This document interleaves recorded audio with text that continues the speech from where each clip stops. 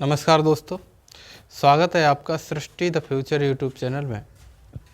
आज हम चक्रवृद्धि की लास्ट क्लास लेकर आए हैं। अब तक हम आपको जिस टाइप के क्वेश्चन बन सकते हैं उस टाइप के क्वेश्चन करा चुके हैं। आज कुछ अन्य टाइप के क्वेश्चन हैं जिनमें कुछ क्वेश्चन किस्त से रिलेटेड होंगे, किस्त इंस्टॉलमेंट है ना, और कुछ क्वेश्चन उससे डिफरेंट होंगे। ठीक है ना। देखिए, आपका नेक्स्ट एग्ज़ाम आने वाला है, जैसा कि आपको पता है 24,369 वैकेंसी का नोटिफिकेशन निकाला है एसएससी जीडी ने। हम आपके लिए मैथ और रीजनिंग, जीएस सब चीज़ें बहुत ही अच्छे लेवल की कराएंगे। ठीक है ना। तो आप हमारा चैनल लगातार देखते रहिए। चलिए आज की क्लास देखते हैं। क्वेश्चन है हमारा, 3 वर्ष का चक्रवृद्धि ब्याज व 1 साल का साधारण ब्याज का अनुपात 3.64:1 है। 3.64 अनुपात 1 है, तो ब्याज की दर ज्ञात करो। देखिए, क्वेश्चन कह रहा है कि 3 वर्ष का चक्रवृद्धि ब्याज और 1 वर्ष का साधारण ब्याज, अगर हम इनका अनुपात लें तो 3.64:1 आता है ना। अब आप ये देखो कि अगर मैं इनका अनुपात लगूँ कि 3:64:1, इसको सॉल्व करूँ तो ये 0 आ जाएगा। 364 और 100। ठीक है। अब आप देखो, ऐसे समझिए, 3 साल के लिए होता क्या है, P जैसे ये मूलधन है तो पहली बार में ये साधारण ब्याज रहेगा, ये साधारण ब्याज रहेगा, ये साधारण ब्याज रहेगा। ठीक है ना, ये होता है। दूसरी साल के लिए देखोगे तो एक धन ये मिल जाएगा। ठीक है ना, एक धन ये मिल जाएगा। और देखो, तीसरी साल के लिए अगर देखें तो देखो, ये वाला जो धन होगा यहाँ से एक धन ये मिलेगा और एक धन ये मिलेगा तीसरी साल के लिए। हैं क्यों? क्योंकि देखो, ये वाला ये तीनों एक बराबर होंगे, इसीलिए मैंने एक पेन का यूज किया है इन पे, नीले का। ठीक है। और यहाँ से अगर मैं देखूँ तो ये वाला जो धन आएगा, यहाँ से कुछ रेट ऑफ इंटरेस्ट लेके ये एक अलग होगा, ये होगा ना। समझ में आया? समझ में आई चीज़ें? देखो, ये एक ही होंगे बराबर। ये क्या है? साधारण ब्याज है। ये और ये बराबर होंगे। क्यों? क्योंकि देखो, इस पे मिलने वाला ब्याज ये है, इस पे मिलने वाला ब्याज ये है, और इस पर ही मिलने वाला ये है। तो जब तीनों धन पे बराबर ब्याज मिल रहा है तो बराबर होंगे। उसके बाद में इस पर मिलने वाला धन अलग होगा। ठीक है ना। अब आप ये देखो, अगर मैं यहाँ पर 100 करूँ, यहाँ पे 100 कर दूँ और यहाँ पे 100 कर दूँ, ये मैंने 100 कर दिया। ठीक है ना। क्यों? क्योंकि ये दिया है कि अगर ये 100 है तो ये 364 है। तो देखो, इस 364 में 300 तो ये निकल गए। ठीक है। ठीक, समझ में आया? अब देखो, ये तीनों बराबर होंगे तो ये कितना हो जाएगा? देखो, जितना ये होगा उतना ही ये होगा और उतना ही ये होगा। ये होगा कुछ अलग। तो अगर मैं इसको a मान लूँ, इसको a मान लूँ, इसको a मान लूँ, तो ये हो जाएगा 3a + b बराबर 64। ये होगा। ठीक है, समझ में आया? 3a + b बराबर 64। ठीक। अब देखो, यहाँ से एक तो आप ऑप्शन से उठा के कर सकते हो, नहीं तो इस 64 को ऐसे तोड़ो कि देखो, ये 3 तो इसके पार्ट हो जाएं और ये जो b वाला है ये इसके एक परसेंटेज में हो। जैसे देखो, अगर मैं यहाँ से इसके 3 पार्ट तोड़ूँ तो 20, 20, 20। ठीक है। और ये यहाँ से क्या बना? 4। ये देखो, 20, 30, 60 और 4 64। 64 हो गया। ठीक है। यानी यहाँ पर अगर मैं 20 लिखूँ, ये 20 लिखूँ और ये 20 लिखूँ, तो यहाँ कितना आएगा? 4। ठीक। अब आप ये देखो कि 100 का 20%, ये 20% हुआ, ये भी 20% हुआ और ये भी 20% हुआ। क्या ये वाली वैल्यू, ये जो 4 है, ये 20 का 20% है या नहीं है? देखो, अगर मैं 20 का 20% करूं कि 20 × 20 बट्टे 100, तो 2 0 से 2 0 कैंसिल, कितना आ जाएगा? 4। ठीक है। इसका मतलब कहने का हुआ कि ये जो हमने पार्ट किए हैं ये बिल्कुल सही किए। ये आप एक तो ऑप्शन से उठा के कर सकते हो, एक अपना कॉमन सेंस से कर सकते हो। ठीक है ना, समझ में आया चीज़ें। चलो आगे देखते हैं। तो हमारा जो वैल्यू आ गई ये आ गई। तो हमारा अगर रेट ऑफ इंटरेस्ट देखें तो कितना आ जाएगा 20%। एसएससी जो आपका सेकेंडरी लेवल का होता है, ठीक है, CHSL, उसमें आया हुआ क्वेश्चन है ये। तो हमारी वैल्यू हमारा जो आंसर है वो कितना आ जाएगा 20%। ठीक, चलो अगला क्वेश्चन ये देखते हैं। देखिए इसमें थोड़ा सा अंतर है। देखो ये कह रहा है 3 वर्ष का चक्रवृद्धि ब्याज और साधारण ब्याज का अंतर तथा 2 वर्ष के चक्रवृद्धि ब्याज और साधारण ब्याज का अंतर का अनुपात 19:6 है। तो ब्याज की दर बताओ। अब आप देखो, अगर मैं 3 साल का देखूं तो 3 साल में यही तो होगा। देखो ये P, पहले 2 साल का देखते हैं, और यहां से ये 2 साल का हो गया, ठीक है। और अगर इसकी बात करें केवल इस वाले की, तो ये क्या है CI माइनस SI, कै साल के लिए 2 साल के लिए। ठीक, समझ में आया। अब देखो अगर मैं 3 साल की बात करूं यहां पर, तो देखो 3 साल में क्या होगा, एक तो धन ये मिलेगा, यहाँ से ये मिलेगा, यहाँ से ये, यहाँ से मिला, यहाँ से ये मिलेगा, और एक यहाँ से मिलेगा, ये होगा। ठीक है, तो देखो अगर इसको मैं A मान लूँ, इसको क्या मान लूँ A, तो A ये भी होगा और A ये भी होगा और ये क्या होगा B। ऐसी कंडीशन बनेगी ना। तो देखो अगर 2 साल का अंतर देखूं तो केवल A है, और अगर 3 साल का अंतर देखूं तो क्या है 3A प्लस B है। A 3A प्लस B है ना। 3 साल का साधारण ब्याज और चक्रवृद्धि ब्याज का अंतर देखें तो देखो ये जाएगा साधारण ब्याज में, ये पूरा चक्रवृद्धि ब्याज में, तो अंतर ये बनेगा। तो 3 साल का अगर अंतर देखोगे तो 3A प्लस B बनेगा। ठीक है, दूसरा देखो अगर 2 साल का अंतर देखोगे तो केवल क्या बनेगा A, और ये अनुपात इसने क्या दिया है 19:6, 19/6 दिया है। इसको अगर हम सॉल्व करें तो देखो ये इधर भेज जाओ, ये इधर ले जाओ, क्या हो जाएगा 6 18A प्लस 6B बराबर 19A। इस 18 को इधर ले जाएं तो इधर A बचेगा, इधर क्या बचेगा 6B, यानी A अनुपात B निकालें तो 6:1 आएगा। ऐसे देख लो ये A है और B उधर जाएगा तो A/B बचेगा, इधर बचेगा 6/1। इसका मतलब हुआ कि अगर A 6 रुपये है तो B कितना होगा 1 रुपये। अब आप यहाँ से देखो कि यहाँ पर अगर मैं लिखूँ तो ये A की वैल्यू कितनी आई 6 6 6, और ये कितनी है 1। ठीक है, B की वैल्यू कितनी आई 1। अब देखो यहाँ से आप देखो कि अगर रेट ऑफ इंटरेस्ट देखें तो कितने % होगा। देखो 1 रुपये का ब्याज मिला है कितने पर 6 पर गुणा 100, 16 सही 16 सही 2/3%। ये आपका रेट ऑफ इंटरेस्ट हो जाएगा। ठीक है ना। देखिए अगर आप ये चीज़ थोड़ा सा हार्ड लगे, वैसे बहुत ही सिंपल है, कुछ नहीं, बस थोड़ा सा समझना है। ठीक है ना। अगर इसमें थोड़ा सा दिक्कत है ऑप्शन से उठा के कर दोगे और सिंपल हो जाएगी।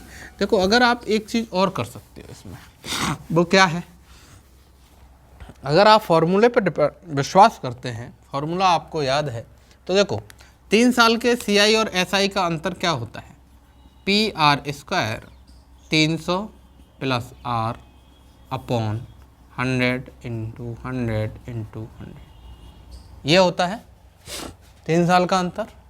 2 साल का क्या होता है PR² अपॉन 100 × 100, ये होता है। और इसका अनुपात इसने कितना दिया है 19/6। देखो ये 2 बार 100 से 2 बार 100 कट जाएगा, PR² से PR² कट जाएगा, नीचे क्या बचा 100, ऊपर बचा 300 प्लस R अपॉन 100 बराबर 19/6। 6 का इधर गुणा 19 का इधर, 6 का इधर करोगे तो कितना बनेगा 1800 प्लस 6R बराबर 1900। 1800 प्लस 6R बराबर 1900। देखो 6 का गुणा इधर हुआ और 100 का इधर हो गया। तो यहाँ से आप लिखो तो 6R बराबर कितना आया 100। तो R बराबर 100/6। इसको काट दो, 6 एकन 6, 4 0, 6 6 36, 4/6। इसको काट देते हैं 2 3, तो आया 16 सही 2/3%। ये आपका आंसर हो जाएगा। ठीक है, समझ में आया। चलिए देखिए, अगर ये आप ऐसे करना चाहें तो ऐसे कर सकते हैं, दूसरा तरीका हमने इससे पहले बताया है। चलिए आगे देखते हैं अगला। चलिए देखिए अगला क्वेश्चन है, कितने समय में 12.5% चक्रवृद्धि ब्याज की दर से कोई राशि 1,24,100 की 1,45,800 हो जाएगी। ये कह रहा है कि 12.5% चक्रवृद्धि ब्याज की दर से अगर 1,24,100 रुपये किसी को उधार दे दिए तो वो बताइए कि 1,45,800 कितने समय में हो जाएगा। देखिए फॉर्मूला तो हमें यूज़ करना ही नहीं, सीधा सीधा समझिए आप, हम इसके लिए करा भी चुके हैं कि 12.5% इसकी वैल्यू क्या होती है 12.5/100, आपको याद होगा 1/8। देखो पॉइंट से ये 0 बढ़ जाएगा, है ना। और 125 का पहाड़ा आपको याद होगा, अगर नहीं है तो देखो 25 पंजे 125 और 25 चौक 140 हो गया और 5 से 8 बार, तो हमारी वैल्यू आई है 1/8। ठीक है ना, ये दर हो गई। दूसरी चीज़ ये देखो, ये कह रहा है कि 10,24,00 से कितनी करनी है 1,45,800। ठीक है, देखो अगर मैं ये 2 0 से 2 0 उड़ा दूँ, 2 0 से 2 0 उड़ा दिए। अब आप देखो क्या कुछ बन रहा है यहाँ पर, है कैसे बन रहा है। देखो ये जैसे अगर मैं 2 से काटूँ तो 2 5 10, 2 एकन 2, 2 दूनी 4, और ये 2 से 2 7 14, 2 दूनी 4, 2 नेम 18, यानी 512 से 729 बन रहा है, 512 से 729। अब आप ये देखो, ये और ये दोनों क्यों दिख रहे हैं, किसी के वर्ग तो है नहीं लेकिन क्यों है, किसके क्यों है, ये 8 का क्यों है और ये क्या का क्यों है 9 का। ये 8 का क्यों है और ये क्या का क्यों है 9 का। ठीक है ना। और देखो क्वेश्चन भी हमारा कह रहा है कि जो रेट ऑफ इंटरेस्ट है वो 8 से बढ़ के 9 हो जाता है, यानी कोई धन अगर 8 रुपये है तो कितना हो जाता है 9 हो जाता है। 12.5% की वैल्यू 1/8 है, 8 से कितना हो जाता है 9। अब देखो ये भी 8 से 9 हो रहा है, लेकिन कै साल का ऊपर कितने की घात लग गई 3 की। इसका मतलब सीधा सीधा जो समय होगा वो क्या हो जाएगा 3 वर्ष।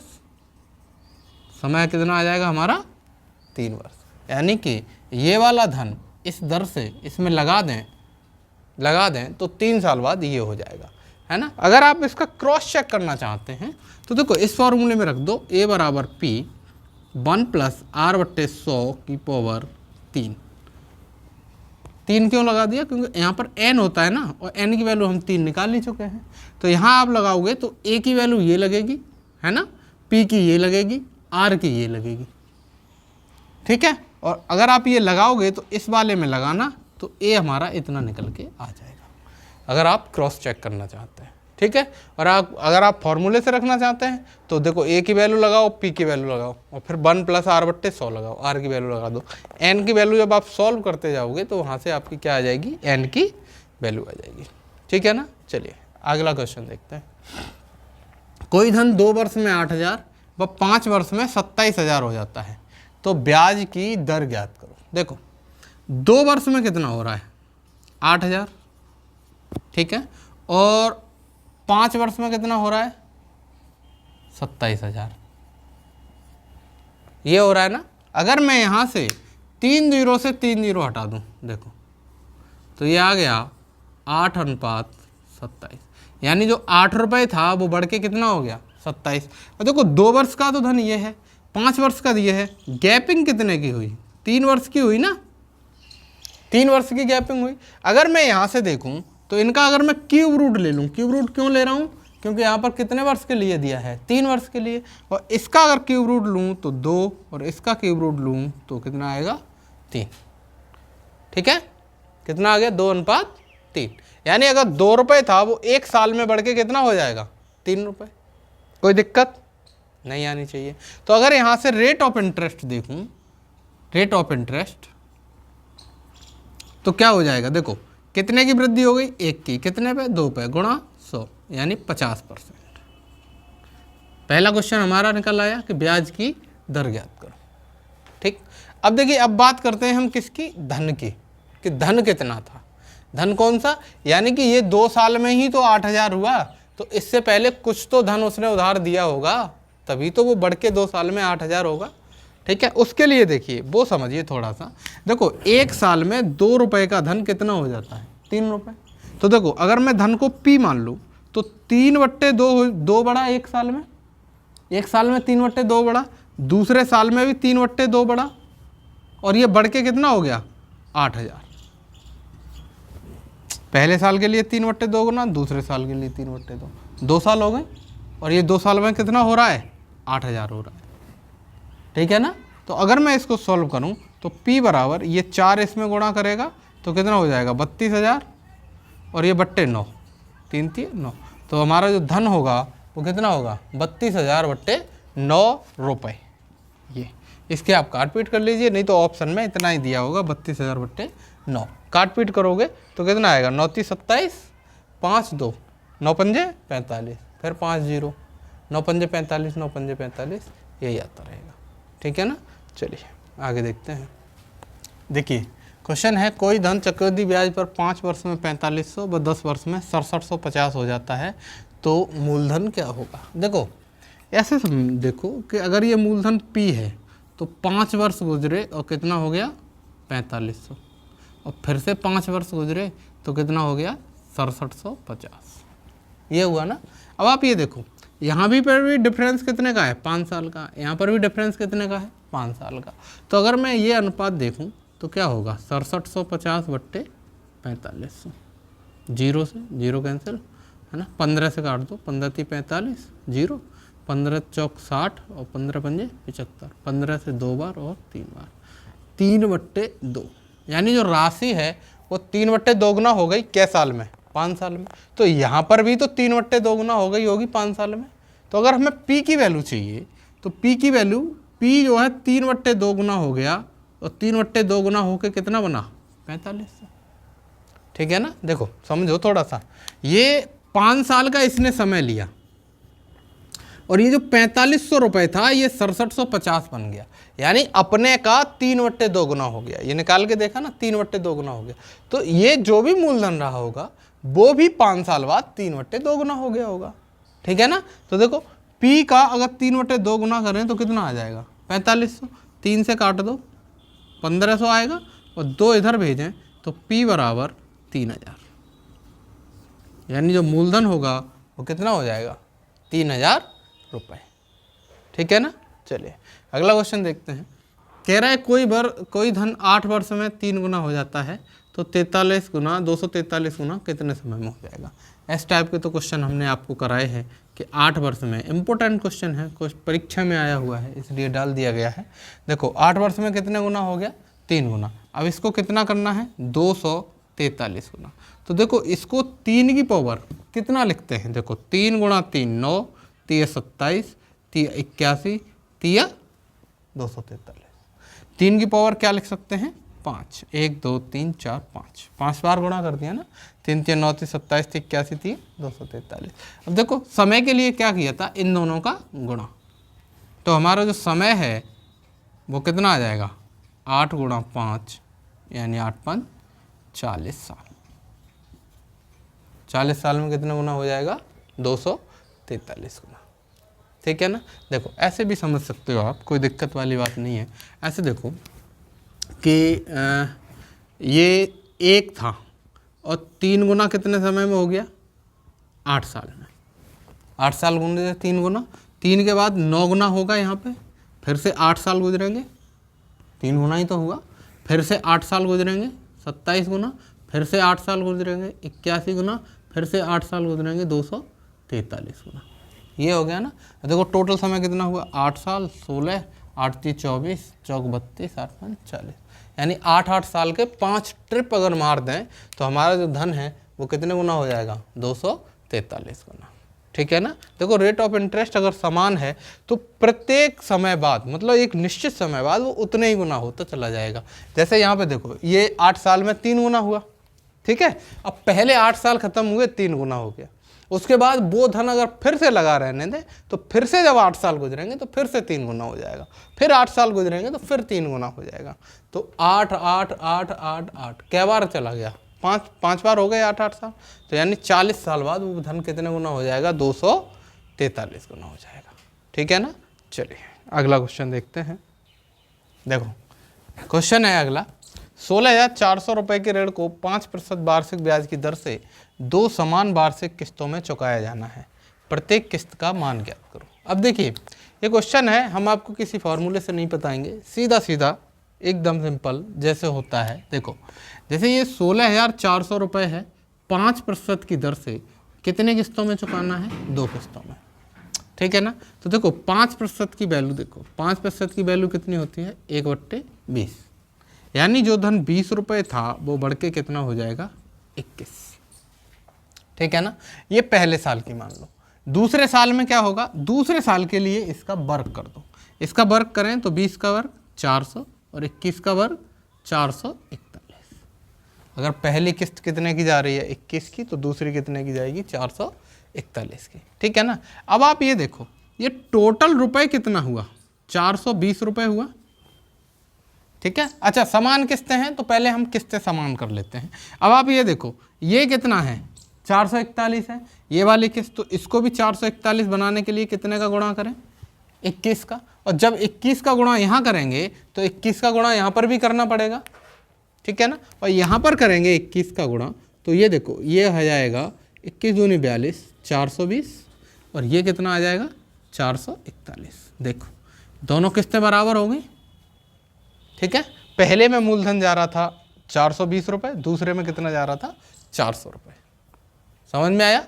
चलो देखो कितना हुआ धन, 820 रुपये गया ना धन, 820 रुपये चला गया, लेकिन हमें देना कितना है, 16,400। तो इस 820 को 16,400 बनाएं तो देखो ये 1 0 से 1 0 और 82 दूनी इतना होता है, तो इसका मतलब ये कितना गुना होगा, 20 गुना होगा। देख लो, देखो ये इनका गुणा करोगे तो 2 0 और 2 दूनी 4, 2 8 16, 20 गुना हो गया। तो ये जो किस्त है ये भी क्या गुना हो जाएगी, 20 गुना। अब 20 गुना करो तो देखो 0 2 1 2, 2 चौक 8, 2 चौक 8, यानी 8820 रुपये की एक किस्त बनेगी, ठीक है ना। देखो दोबारा समझ लो क्या होता है, 5% रेट ऑफ इंटरेस्ट दिया है, 5% की वैल्यू 1/20, ठीक है, 1/20। तो देखो 20 से कितना रुपए देना पड़ेगा, 21। दूसरे साल के लिए 2 किस्त में है तो वर्ग कर दो, वर्ग करें तो 400 और दूसरा 441। अब किस्तें जानी है समान, तो ये 441 है, ये 21 है, तो किस्तें समान करने के लिए यहाँ कितने का गुणा कर दिया, 21 का। जब यहाँ गुणा 21 का किया तो यहाँ पर भी कितने का गुणा कर दिया, 21 का। 21 21 441 और 20 गुणा 21 420। इसका मतलब ये हुआ, समझो जैसे आप लोन लेते हैं बैंक से तो क्या होता है ना, बैंक से लोन अगर आप लोगे तो जो किस्त है वो हर साल बराबर रहती है। उसमें क्या होता है ये देखो, जैसे पहली किस्त गई आपकी 441 की, जब पहली किस्त 441 की गई तो उसमें मूलधन आपका कितना था, 420 रुपये। दूसरी किस्त जाएगी 441 की, तो उसमें मूलधन कितना होगा, 400 रुपये, ठीक है ना। ये होता है। तो देखो ये 400 और 420, 820 रुपये मूलधन चला गया, और किस्त कितने की बनी है, 441 की। यानी कि अगर 820 रुपये मूलधन होता तो 2 किस्त में अगर चुकाना होता तो किस्त कितने की बन रही होती, 441 की। लेकिन हमारा मूलधन 820 नहीं है, कितना है, 16,400। कितने गुना है, 20 गुना। तो ये भी क्या गुना हो जाएगा, 20 गुना। यानी हमारा जो किस्त होगी वो कितने की हो जाएगी, 8820 रुपये की। चलो अगला क्वेश्चन देखते हैं। कह रहा है 20% चक्रवृद्धि ब्याज की दर से, तो 20% की वैल्यू 1/5। 20% की वैल्यू कितनी, 1/5। यानी जो धन है हमारा वो 5 से कितना हो जाएगा, 6, अगर एक किस्त जानी होगी, ठीक। लेकिन यहाँ पर कहा 550 का ऋण लिया, और कितनी किस्तों में, 2 में। अब 2 किस्तें हैं तो इसका क्या करते हैं, वर्ग। तो 5 का वर्ग 25 और 6 का वर्ग 36, 2 किस्तें हो गई। अब आप देखो किस्तें तो समान जाती हैं, समान जाती हैं, इसका मतलब यहाँ समान करने के लिए क्या का गुणा किया, 6 का, तो 6 का गुणा यहाँ पर भी करना पड़ेगा। तो ये हो जाएगा 6 पंजे 30 और ये हो जाएगा 6 छिंग 36। ठीक है, यानी अगर जो पहली किस्त 36 रुपये की गई उसमें 30 रुपये था मूलधन, दूसरी किस्त जो 36 की जाएगी उसमें मूलधन कितना होगा 25। तो टोटल ये कितना बना 55 रुपये, और 55 रुपये पे किस्त कितने की बन रही है 36 रुपये की। लेकिन हमें 55 रुपये नहीं देना, कितना देना है 550। तो इस 55 को अगर 550 बनाएं तो क्या गुना हुआ 10 गुना, तो ये भी क्या गुना हो जाएगा 10 गुना। आंसर आ जाएगा 360 रुपये। ठीक है, यानी जो हमारी किस्त होगी वो कितने रुपए की होगी 360 रुपये की। चलिए आगे क्वेश्चन देखते हैं। देखिए क्वेश्चन है, एक आदमी ने एक बाइक खरीदी और वादा किया कि 20% चक्रवृद्धि ब्याज की दर से 10,800 रुपये की 3 बराबर किस्तों में चुका देगा, तो बाइक की कीमत बताओ। ठीक है, देखिए अभी 2 क्वेश्चन कराए हमने किस्त के, सेम क्वेश्चन है, बस थोड़ा सा ध्यान देना है आपको। कह रहा है एक आदमी ने एक बाइक खरीदी और वादा किया कि 20% चक्रवृद्धि ब्याज की दर से 10,800 की 3 बराबर किस्तों में चुका देगा। तो देखो 20% है, 20% की वैल्यू कितनी होती है 1/5। ठीक, देखो अगर पहले साल की बात करें तो 5 से क्या रुपए देगा 6, दूसरे साल के लिए वर्ग कर दो 25 रुपये 36 देगा, तीसरे साल के लिए क्यू अगर करें तो 5 का क्यू 125 और 6 का क्यू 216। ये हो गया। अब देखो इसने कहा कि 10,800 की 3 बराबर किस्तों में, बराबर किस्तें हैं तो ये भी बराबर करना पड़ेगा हमें, ये दोनों बराबर करने के लिए क्या किया जाए, यहाँ पर कितने का गुणा कर दें 6 का, और यहाँ पर कितने का कर दें 36 का। ठीक है, अब देखो यहाँ अगर 36 का गुणा करें तो ये कितना हो जाएगा 36 पंजे 180 और ये 216। ठीक है, यहाँ 6 का करें तो 25 छिक्के 150 और 36 छिक्के 216। देखो एक ये और एक ये, 3 किस्तें हो गई, कितने की 216 216 की।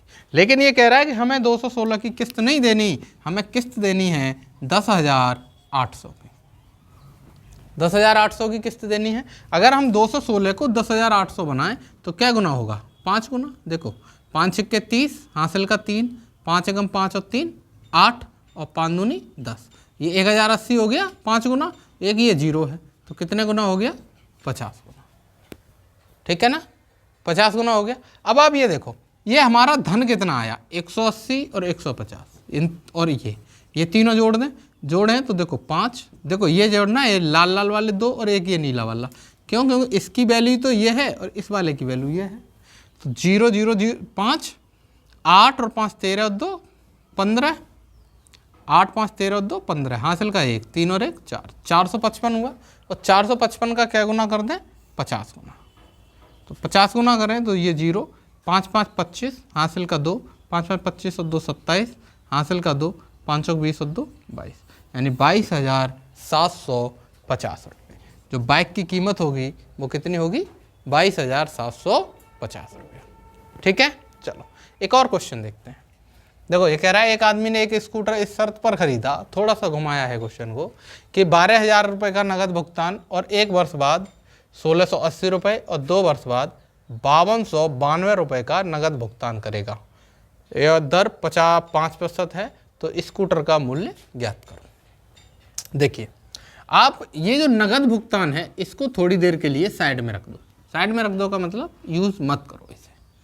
ठीक, ये देखो दर कितनी है 5%, 5% की वैल्यू 1/20, ध्यान देना थोड़ा सा, 5% की वैल्यू 1/20। इसको सॉल्व करें तो पहले साल में 20 से 21 जाएगा, दूसरे में 400 से 441 जाएगा। 2 ही किस्तों में दिया है, पहली किस्त कितने की दी है 1,680 की और दूसरी दी है 5,292 की।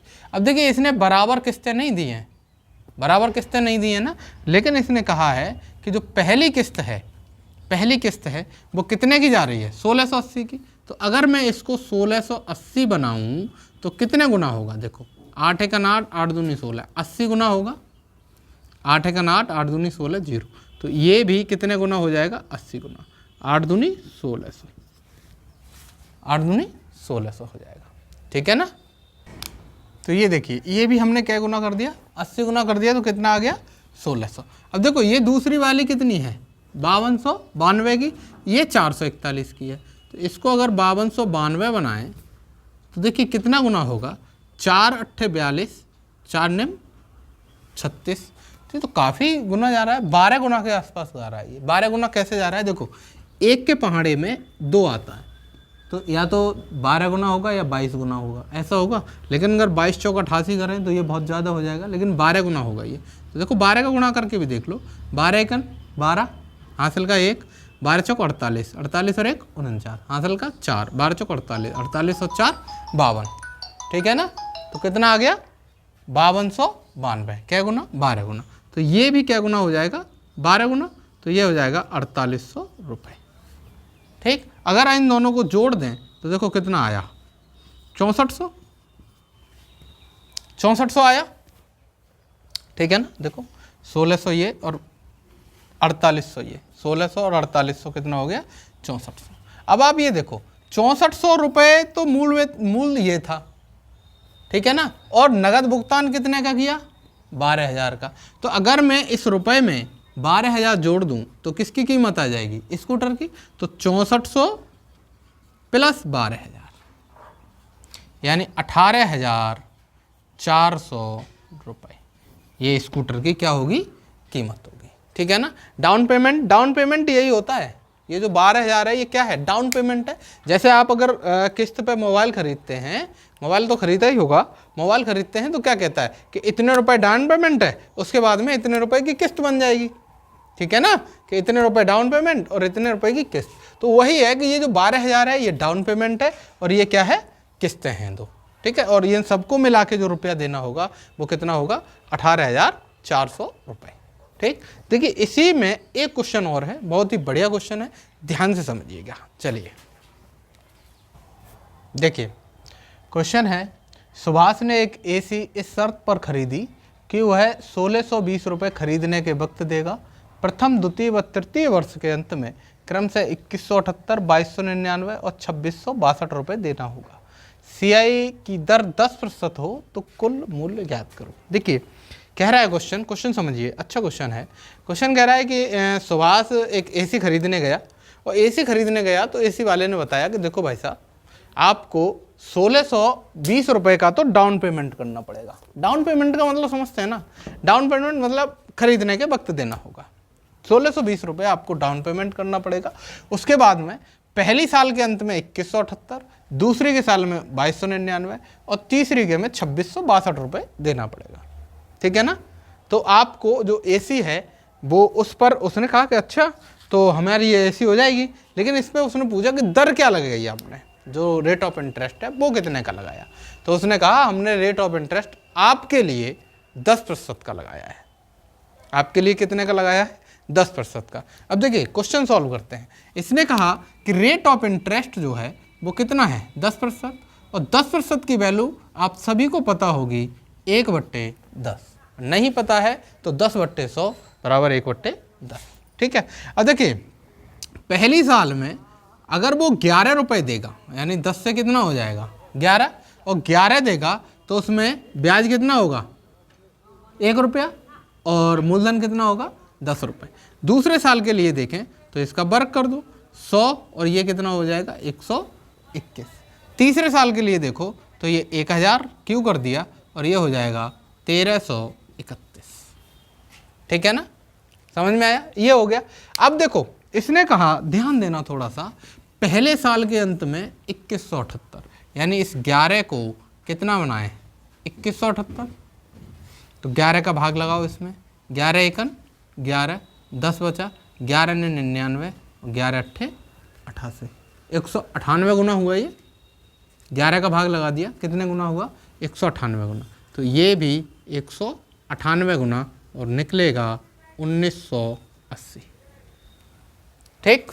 दूसरा देखो, दूसरे साल के अंत में 2299, ये देखो 2299, ठीक है। तो ये देखो कितने गुना करें, अगर 121 का इसमें भाग दें भाग दें तो थोड़ा सा दिक्कत आएगी भाग देने में 121 का। लेकिन अगर आप यहाँ देखो, यहाँ पर 1 है और यहाँ पर 9 है, तो 1 के पहाड़े में 9 ही बार आता है।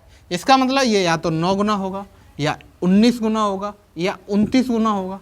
तो 29 गुना तो होगा नहीं, और ना 9 गुना होगा, क्योंकि 9 गुने पर तो ये बहुत कम होगा। तो 19 गुना करके देखते हैं। 19 गुना करें तो 19 का यहाँ गुणा करो, 19 एकन 19, हासिल का 1, 19 दूनी 38 और 1 39, हासिल का 3, 19 एकन 19 और 3 22, यानी ये 19 गुना हो गया। तो ये जो राशि है ये भी क्या गुना हो जाएगी, 19 गुना, और कितना होगा 1900। ठीक है ना। अब देखो ये 1361 है और देना है 2662, ये है ना 2662। तो सीधा सीधा दिख रहा है 31 दूनी 62, 13 दूनी 26, क्या गुना 2 गुना। तो इसको भी अगर 2 गुना कर दूं तो ये हो जाएगा 2000। ठीक है ना। अब आप समझो क्या हुआ, देखो उसने जो 2178 पहली वर्ष के अंत में दिया, उसमें उसका मूलधन गया 1980 रुपए, 1980 रुपए। 1980 के ऊपर जितना भी धन था लगभग 200 रुपए, वो क्या था, ब्याज था। ठीक है ना, वो क्या था, ब्याज था। दूसरे में देखो 2299 रुपए दिया दूसरे साल के अंत में, उस 2299 में 1900 रुपए क्या था, मूलधन था। ठीक, और तीसरे साल में जो 2662 दिया उसमें 2000 रुपए क्या था, मूलधन था। ठीक है। अब अगर मूलधन की बात करें तो देखो यही तो मूलधन गया उसकी जेब से। ठीक, तो ये जोड़ दो, 0 8 9 9 18, हासिल का 1 3 4 5, 5880 रुपए हुआ, 5880 रुपए हुआ। उसी के बदले में तो ये पैसे दे दिए 5880 के बदले में 3 साल तक। लेकिन ये 1620 रुपए का क्या किया था, डाउन पेमेंट भी किया था। इसको और जोड़ दो 1620 को, कितना आ जाएगा, 0 8 और 2 10, हासिल का 1 9 6 15, हासिल का 1 1 6 और 1 7, यानी जो एसी की कीमत थी वो कितने रुपए थी, 7500 रुपए थी। ठीक है, क्वेश्चन समझ में आया। देखो क्वेश्चन द्वारा समझो। ये सुभाष किसी दुकान पे गया एसी खरीदने, और एसी वाले से कहा भाई मुझे एसी चाहिए। तो एसी वाले ने कहा कि आपको एसी तो मिल जाएगा, लेकिन उसकी कीमत है 7500 रुपये। अब उसको पास 7500 रुपये है नहीं, 7500 रुपये है नहीं। उसने कहा कि भाई कोई ऑफर बता दो, कोई ऑफर हो तो किस्त पे दे दो। तो उसने कहा देखो भाई एक काम कर सकता हूँ कि आप 1620 रुपये का तो नगद भुगतान कर दो, उसके बाद में पहली साल के अंत में 2178 दे देना, दूसरी साल के अंत में 2299 दे देना, और तीसरी साल के अंत में 2662 दे देना, और एसी तुम्हारी। ठीक है ना, ये क्वेश्चन था टोटल। हमें ये जो 7500 वैल्यू है ये पहले नहीं दी थी। ठीक, अब हमने क्या किया, देखो 10% की वैल्यू 1/10, पहले साल के लिए 10 से 11, दूसरे के लिए वर्ग कर दिया यानी 100 से 121, तीसरे के लिए क्यों कर दिया 1000 से 1331, 11 को 2178 बनाया, क्योंकि पहली साल के अंत में कितना दिया था 2178 रुपये। 198 गुना ये कर दिया, 19 गुना ये कर दिया, 2 गुना ये कर दिया, ये मूल वेतन आ गया हमारा जो भी था बेसिक जो हमें देना था, ये प्लस 1620 इसलिए जोड़ दिया क्योंकि ये डाउन पेमेंट था। इस तरह से हमारे एसी की कीमत निकल के आई। चलिए चक्रवृद्धि ब्याज को यहीं पर समाप्त करते हैं। अगली क्लास में हम आपको लेकर आएंगे अगला टॉपिक, प्रॉफिट एंड लॉस, लाभ और हानि। आप हमारे चैनल को देखते रहिए और देखिए, हमने पहले ही बताया कि जो एसएससी जीडी में 24,369 जगह जो आई हैं उन पे आप फोकस करिए, पढ़ते रहिए। अगर आपको कोई दिक्कत है तो आप हमें कमेंट करके बता सकते हैं, हम आपकी प्रत्येक समस्या को सॉल्व करेंगे। जय हिंद, जय भारत।